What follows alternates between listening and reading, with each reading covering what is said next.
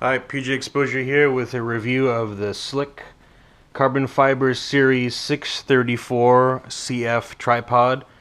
I've been looking to get a secondary tripod to my Manfrotto, and this one normally retails for $249, but I picked it up for $169 recently on sale. And let's go ahead and unbox it, and then we'll go ahead and see what kind of feature sets this carbon fiber tripod packs. So in the box, it comes with a medium padded tripod carrying case with like a shoulder strap. Looks to be adjustable. And butterflies open here. So it's not really well padded, but just enough. If you're going to keep your tripod in the trunk of your car, you might want to put it in this. Keeps scuffs and slight impacts away from the tripod. And here's the tripod itself.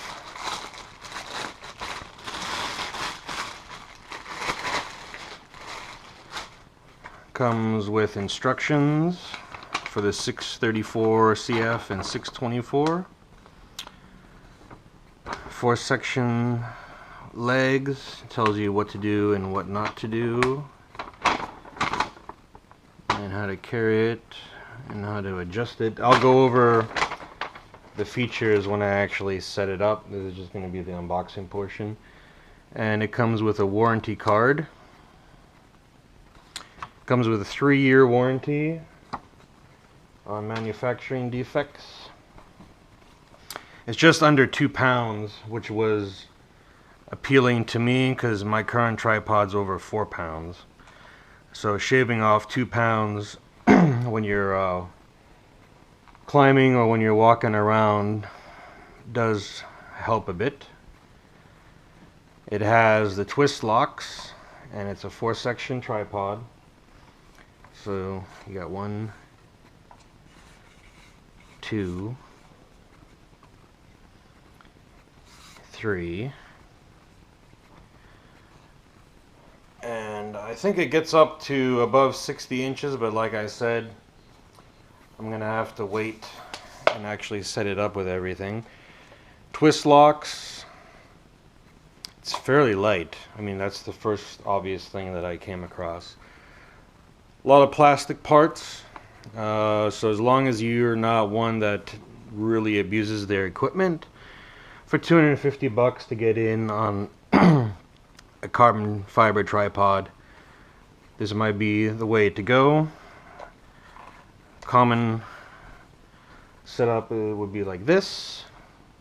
The legs adjust into 3 different stances. That's your regular one, then the medium, and then the flat. And that's fairly common.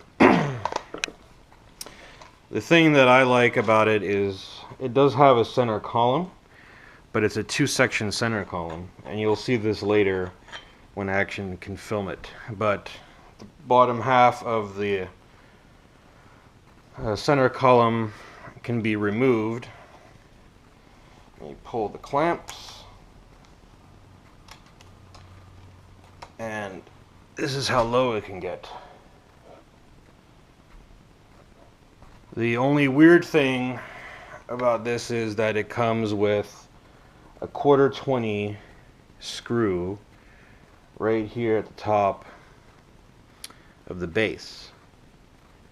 So this is the 1/4-20 bolt that's generally screwed into the bottom of your camera.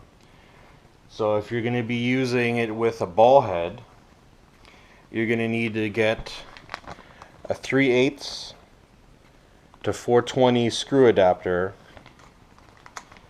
so that you can attach a ball head or whatever you're going to put on it. So that just slides on top here. This piece was like $2. So that screws on top of that. And now you have a 3/8 inch screw, and now you can screw down your ball head or whatever type of panning head you have. That's the only odd part. I mean, production-wise, that shouldn't have cost them that much more. And even in the instructions, they say they don't want you to attach your camera body directly to the tripod. So they should have just gone with a 3/8 or just shipped it with a 3/8 to quarter 20 screw anyway. So that's the unboxing again. Tripod itself, under 2 pounds, a 3-year warranty, and a carrying case. All for 250 bucks. So in its fully collapsed state without a ball head on it, you're looking at roughly 19 inches because this screw thing pokes out. So that can fit in most carry-on sized luggage. Let's go ahead and set it up and show you the different functions. So here's a look at the Slik 634 CF. This is in its most compact form, but not quite its lowest form. The legs are in the first position. These are the clamps you just pull out, and then you can adjust the angle of the legs. A lot of tripods do have adjustable center columns that go up and down, but you can see it doesn't leave you much clearance. So you couldn't, in this configuration, open the legs and get any lower. But that's where this tripod has two options that make it quite interesting. First of all, is this center column is 2 pieces, and you can just unscrew it and set this aside, or just leave it at home if you don't plan on raising the center column at all. With that removed, now you can pull out the locks.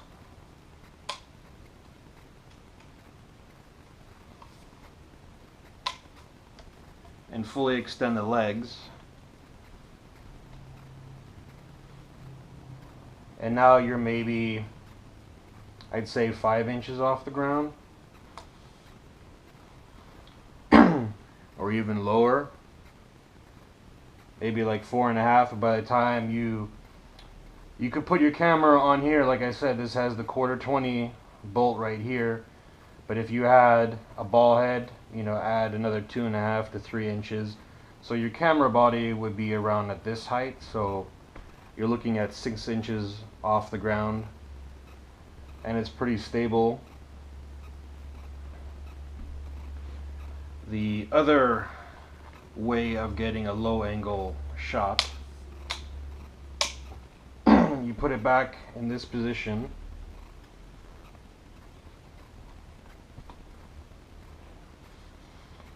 Screw the center column back in.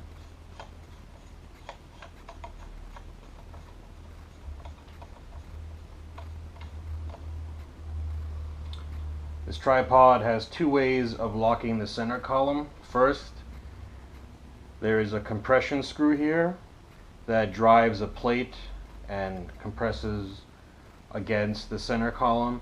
And then the other lock here is a twist lock, similar to the ones you have on the legs. It's just the compression. There's 2 plastic pieces, and as you tighten it, they get closer and they grab a hold of the center column. So if you loosen both of those, and then at the bottom of the center column there's the center column stopper. Unscrew this, and now what you can do is you can completely take out the center column, reverse it, flip it upside down, and put it back in from the bottom. Replace the stopper.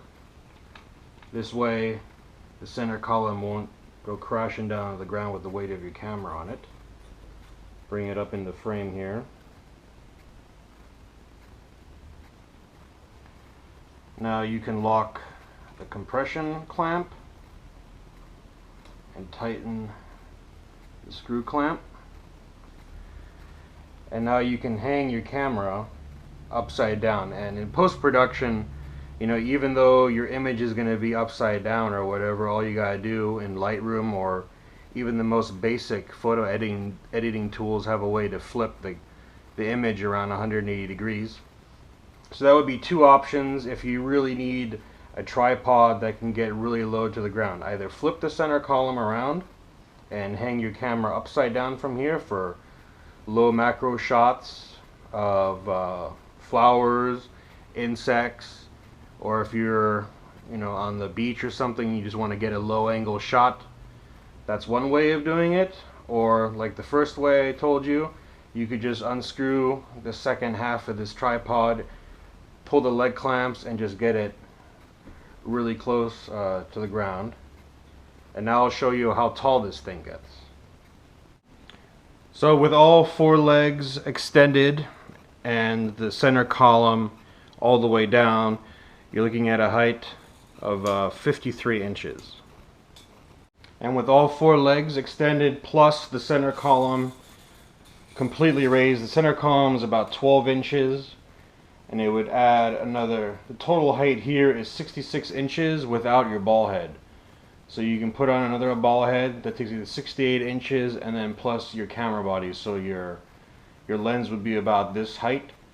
And I'm 5'11", and this would be perfect eye level if I just had the ball head on it. I might even have to take and drop the center column 3 or 4 inches. By the time I put my ball head on it, I would have to be on my toes to see the viewfinder. So it's fairly tall. As you saw, it goes from around 4 inches off the ground to over 66 inches in height. Now it's going to be not the most stable at this extreme setting.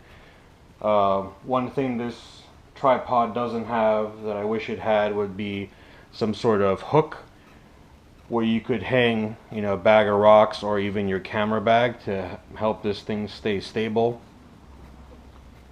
For being under 2 pounds, you know, that's the benefit of it, but you do give up some of the stability. The main carbon fiber tube is not that great in diameter. It looks like maybe a ½ inch. So all the other 3 leg sections have to end up stowed inside this one. So depending on the first section's diameter, that determines how thick the other leg sections can be. But it can hold up to like 6 or 7 pounds. So that's, you know, it's a DX format with a battery, grip, and maybe the 70 to 200.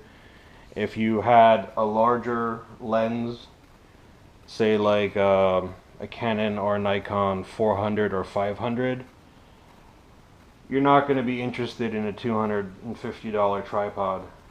You're going to be looking at $1,000 or more.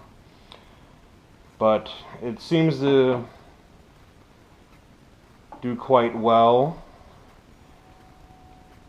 and I would recommend it if you're looking for a light carbon fiber travel tripod for your gear.